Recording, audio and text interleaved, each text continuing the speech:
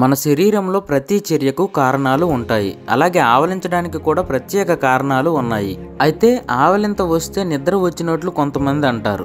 అలాగే ఆవలింతలు చూస్తే ఆవలింతలు వచ్చేస్తాయని మరికొందరు అంటారు. అవి నిజమేనా? ఈ ఆవలింతలపై ప్రిన్స్టన్ విశ్వవిద్యాలయం పరిశోధన చేసింది. ఈ పరిశోధన ప్రకారం ఆవలింతలు మెదడుకు సంబంధించినవి. మెదడు తనను తాను రీఫ్రెష్ చేసుకోవడానికి ఆవలింతలు తీస్తుంది. కాబట్టి ఆవలింతలు తీయడం మంచిదే. అలాగే వాతావరణానికి ఆవలింతలకు కూడా సంబంధం ఉంది. వేసవిలో కంటే చలికాలంలో ఎక్కువ మంది ఆవలిస్తారు. అలాగే శరీరం ఉష్ణోగ్రత బయట ఉష్ణోగ్రత కంటే ఎక్కువ ఉంటుంది.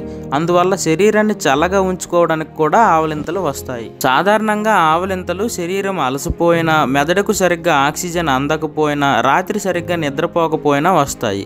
అలాగే ఆవలింతలు చూస్తే ఆవలింతలు రావడం కూడా నిజమే. మీకు ఇంకో షాకింగ్ విషయం ఏమిటంటే, మనం తల్లి గర్భంలో ఉన్నప్పటి నుండే ఆవలిస్తాం. ఒక ఆవలింతకు 6 సెకండ్లు పడుతుంది. ఒక మనిషి జీవితకాలంలో 2.5 లక్షల సార్లు ఆవలిస్తాడు.